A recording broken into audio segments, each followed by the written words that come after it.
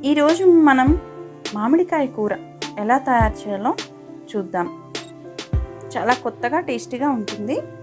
మామిడికాయని మనము పచ్చడిగా అలాగే పప్పుగా చేసుకుంటూ ఉంటాము, కానీ కొత్తగా ఇప్పుడు కూరగా ట్రై చేసి చూద్దాము. చాలా బాగుంటుందండి.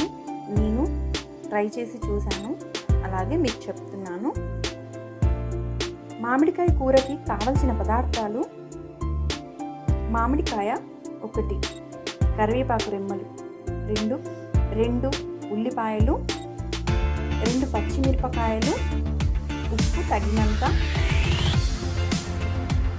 అరకప్పు పల్లీలు, కారం తగినంత, బెల్లం కాస్త, మినప్పప్పు 2 టేబుల్ స్పూన్స్, ఆవాలు కొన్ని, జీలకర్ర కొన్ని,